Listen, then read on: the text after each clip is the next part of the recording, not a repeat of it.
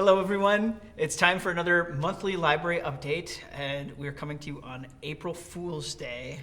No joke. No joke, no. Well, I don't know. We like to joke. We do, so we'll probably joke a little bit. Not an April Fool's joke, probably. No. As long as New Cat didn't do any pranks on us here. Am I stuck to this chair now? Is that the... Okay. I think we're good. Okay. But we have a lot of fun things going on in April. Let's start with the children's room. Miss Kathryn, what do we have going on? So story time, as always, is happening. Monday, story time is at 10:30 in the morning, every Monday, until it's not. So this season of story time ends April 29th. And the thing to note about that is that I can come next month and hang out with you, but I have no programming scheduled for May. So if you want me just to chat with you, I will. But honestly, we do not plan any programming in May because it takes all of that time to finalize all the pieces and parts of summer reading, which is a big 2-month event that we'll talk about. We could preview a little bit. We could preview. I could talk a little bit about it in May for you. That'll be great. So story time is just a standard for us, and it's stories, it's songs, it's movement, it's a little bit of a learning activity, but it's very social. And so I talk to the kids a lot, they talk to me a lot, but we do get all the rest of it in too, and it's a lot of fun. So if you can join us on Monday morning at 10:30 up in the children's room, that would be great. We have an evening story time for those of you who can't make it during the morning, and it is called the Pajama Party Story Time. You can wear pajamas if you choose to. You do not have to. I do not wear pajamas. And we do a certain amount of songs and... It's April Fool's Day. Hi, Lisa. Hi, Lisa. April Fools, we're here filming. You are now in our filming. We're keeping going because that's what we do. Right. This is the library. Things are happening. So, the spring season of Pajama Party, where we do some set songs about evening pajama, going to bed, that kind of thing. It ends on May 1st. That'll be our last of our 8 weeks of story time. So those are Wednesday evenings? Wednesday evenings at 6:30 in the children's room. Tomorrow, April 2nd, we have Anime Club. We're going to try and wrap up what we're doing. We're watching an anime, and so we have a few more episodes to watch. If we don't get them all in, we may actually... Hi, Monica. We may actually be doing one more session at the very beginning of May. So I'll let you know about that. It will be on all the flyers and all of our advertisements. Creative Kids is coming up. That's going to happen on April 10th at 4 p.m. It'll be here in the meeting room. That is for kids that are kindergarten and first grade. We focus on STEM activities, so science, technology, engineering, arts, and math.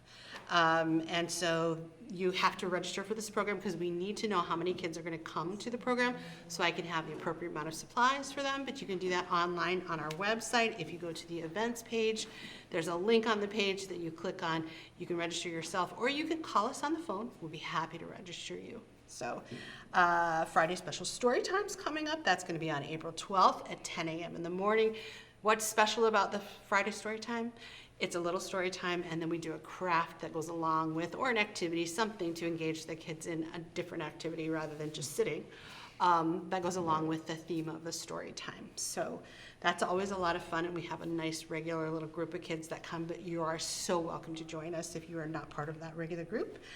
Wacky Wonders is coming up on a Thursday, April 18th, and that's at 3:30. We meet again in the meeting room. And that's for 2nd through 5th grade? 2nd through 5th grade. It's the same type of STEAM activities that we do with the kindergarten and first graders. It is a registered event as well because we want to know how many supplies we need for each child. So please register, follow the preceding guidelines on how to do that. I'm excited for this because we have a new naturalist. Through the DNR, right? Through the DNR in our area, which we have been missing for a year. Because Scott retired, right? Scott retired, and so the new naturalist, his name is Kelsey Moe, and you have an opportunity to come and meet her here. She's doing her first program at the new Ulm Public Library on Friday, April 19th. It's at 1 p.m. here in the meeting room. We are asking you to register because Kelsey needs to know in advance how much craft items to bring for each child. We are going to be studying birds and their eggs and the nests that they build in order to house them and raise them. And then afterwards, we're going to make a little craft that goes along with that. But it's really our first opportunity or introduction to the New Ulm community, so come on out and say hello.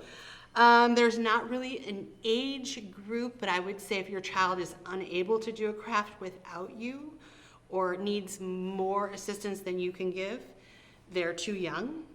And I don't know if there's an age range too high, but I would say she'd prefer you be a child to come and do this since it's a child-geared program, okay?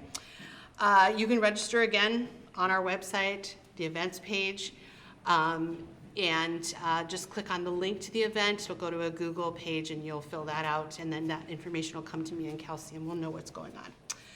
And then the next day is Saturday the 20th, and this is very exciting because I love, love, love music.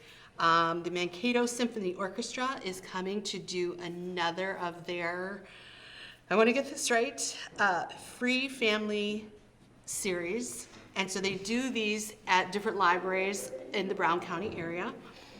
We are one of the libraries fortunate enough to have a wonderfully acoustic room here. They love this room, they said last year when they were here. And they came last year and did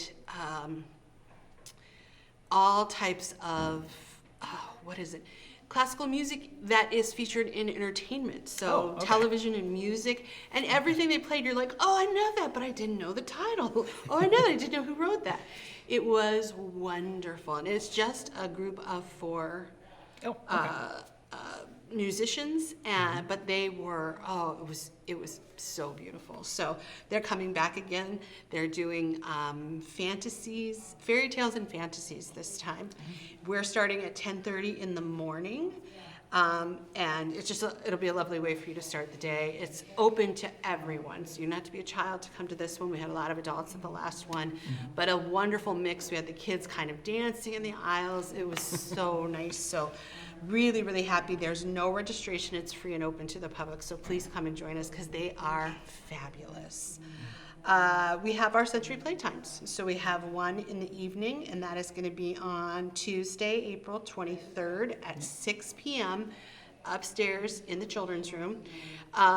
We do just a brief little story time. So we talk a little bit, we read a little story, and then we just release the kids to play with sensory toys for about a half hour. And it's a really fun time. They really enjoy themselves. So we have an evening one on the 23rd, as I said, and then April 25th, 2 days later, we're going to do one in the morning time at 10 in the morning, Thursday, April 25th. It will be upstairs in the children's room again. Do register for those programs. We do have limited space, and we ask you to register because I have a limited number of books to share with the kids, and we want the kids to be able to touch and feel the books because it is a sensory experience. So when you have kids, multiple kids who've come and not registered, then they don't get a book, and it's disappointing for me. I don't know how we can share, that kind of thing. But also, I want to encourage kids who and their parents for the children who do have sensory issues, where this would be a great way for them to get out and get involved, because maybe story time is too much for them. It's too loud. There's too many people. We want to keep the number small. We want to keep our language soft. We want to make this just a very kind of soothing thing, and then let them have a lot of time with sensory toys that are really good for them to manipulate and to play with, and also for the parents to have a little bit of time for some socialization and connection. And it's not limited to children just with sensory issues, but we do want you to register and try and keep that class small for those kids for whom that's something that they would benefit from. So Just register, that's all. You can do it online, you can call us. Either way works out really well, so. That is all. It's a whirlwind. I talked very fast, I'm sorry. That's fine. You can always go back and rewatch. Yes. And if you need to change the playback speed to slower. And I'll probably talk slower next time. It's just I was waiting for someone else to come in the door while I was talking. I was like, I gotta get it all out before someone else comes in. But that's a great segue because earlier we said hello to people going by. The library, actually right behind us, in partnership with the Lions Club, has a wonderful low vision center. And so if you or someone you know is dealing with degenerative eye issues or things like that, there are wonderful it's a wonderful free program to help you find out what is available out there to help you with being able to read and be able to see documents and things like that. And you can call the circulation desk and they'll have more information for that up there. So it's a great service that's offered through the Lions Club. Okay. So what do you have going on? Oh, well, I'm starting with this. So there. I didn't get any. They don't really fit on my face too well, but if you're not in an actual eclipse, you can see nothing through here unless it's a very bright light. Like I can barely see the bulb up there. Isn't that amazing? Yeah, it blocks out just everything. And they're just paper. Well, and special this is paper, but the lens is very Yeah. special and it has to go through very specific testing. There's actually a certification on the side. Wow. When eclipses come around, there's always people trying to counterfeit these, sell them online and whatnot. So you want to make sure that it has the ISO official certifications on there. Otherwise, you could look at the sun and permanently damage your eyes. Yeah, that's a bad idea. There's so many ways to view the eclipse. Yes, so solar eclipse next Monday, April 8th. It's going to be starting here in New Ulm about 12:47 in the afternoon. We're going to be having an eclipse watch party up at Highland Park. So if you go up the hill past the hospital and the Catholic Diocese and go straight past there's a MLC preschool. daycare is right there. And there's Highland Park on your left. We're going to be out there in the field as long as it's not raining or super cloudy. Let's hope not. It is Minnesota. It is. It's a mixed bag. But never know. we're going to be there about 12:30. We will have free eclipse glasses to hand out. So At the park only. at the park only. Not here at the library, at the park only. So you need to come to the park to do it. We're going to get there about 12:30. The eclipse starts at 12:47. We're going to be there until about 2:30. The eclipse is supposed to peak about 2 o'clock, and we'll see about 75% of the sun covered here in New Ulm. So it Still should pretty be cool. Should be pretty Yeah. cool. The sky's going to look weird, and we'll all look weird wearing these, but it'll be great. Did I ever tell you about my solar eclipse from 2017? No. So funnily enough, I didn't live here at that point, but my son was here, and we came for a visit. And they picked us up at the airport on the day the solar eclipse was covering, So we were out and about, and we were going all different places. We went to eat, went to the Mall of America. I'd never been there before. And then they wanted, of course, because I'm a librarian and a children's librarian, to take me to one of their favorite. We actually went to 3 bookstores that day, but their favorite, and the one they thought I would like the most, is called the Wild Rumpus Bookstore. So it's a house, and it's in, I guess, Linden Hills. Beautiful area, fun. We get out of the car, and it is mid-afternoon at this point. It's so weird. The sky is just such a weird color that I look at this house, and I'm like, Nick, is there another entrance? The house was kind of brown, and in the front door, there's a little tiny door that is lilac. And with the cloud cover, that was all I could see. And it was like this tall, and I thought, I'm never gonna get in there, Nick. And he's like, Mom, what is wrong with you? And I said, what do you mean? And the closer we got to it, the more I could see, there was a full-size door there that I could get through. So I was fine. Willy Wonka moment there. Yeah, it was terrible. Willy Wonka, Alice in Wonderland moment of like, I'm too big for this. Yeah. So that's my eclipse story from 2017. There you go. Didn't see the eclipse, just saw the cloud cover. Yeah, it'll change the color of things. Animals will behave differently. I know there's supposed to be a lot of research that's going to be done during this eclipse. I'm going to stay here at work instead of at home with my cats and dog. Animals do notice, and they think it's a little odd. But we have a lot of other things going on. Later that evening, on Monday the 8th, is our poetry club, and April is National Poetry Month. Yes, it is. So please come and join us, share a poem or two, just come and listen. We'd love for you to make a friend or discover something that you connect with that maybe you'd be surprised by. I think one of my favorite things about our book clubs and our poetry group is that when someone new comes, or even people that have been there a long time, and they say, I never would have picked up this book on my own. This would not have been my choice, but I'm really glad I read it. Yeah. Or I found this really interesting. And so it gives people the chance to be exposed to a wide variety of authors and writers, and also they say, I hated the book, but then after I went to the discussion, I enjoyed the discussion, even though I hated the book. And that's great, because it helps you to see how other people engaged with the text, different from your own perspective. So people enjoy that a lot. Our chess club, of course, is meeting every Tuesday evening at 6 p.m. until just before close.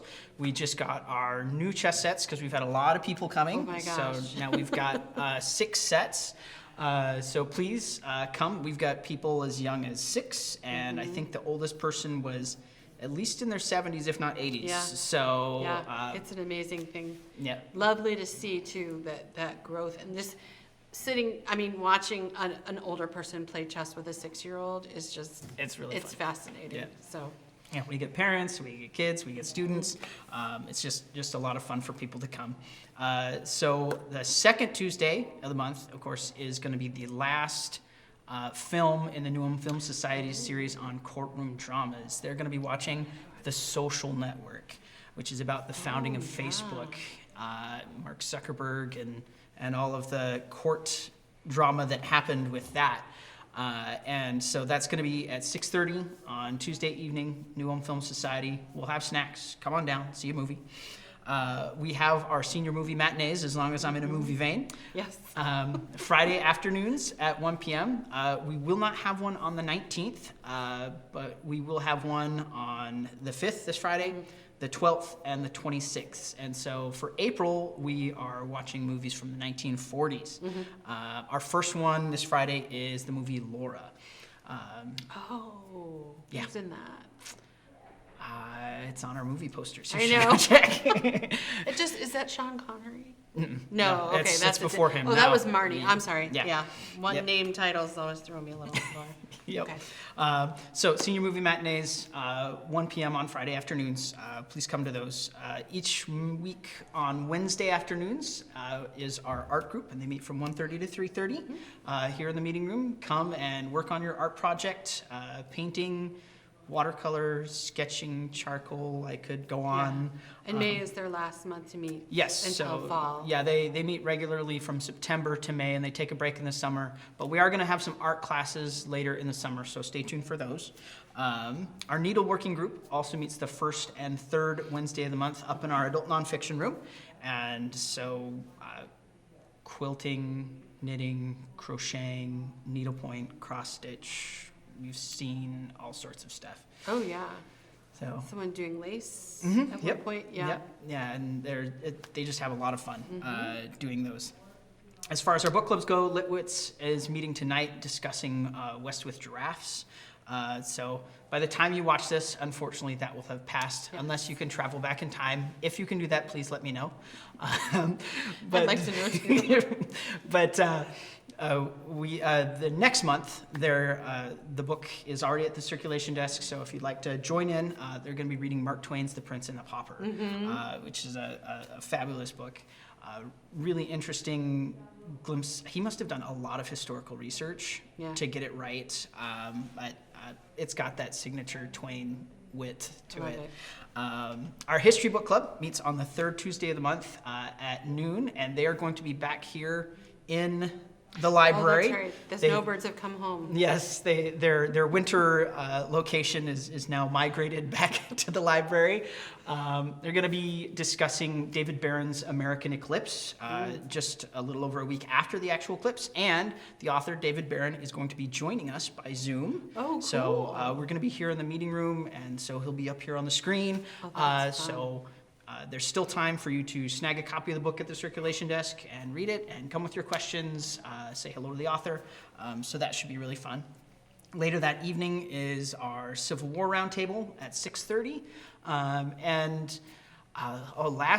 Last month we got off into wonderful rabbit holes of conspiracy land, but actual conspiracies that happened at the Okay. time.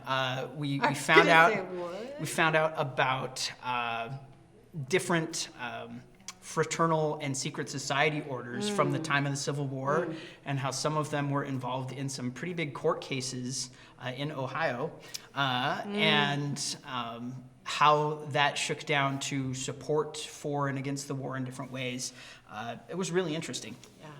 Yeah. Our genealogy club meets on the third Thursday of the month, and so that'll be April 18th.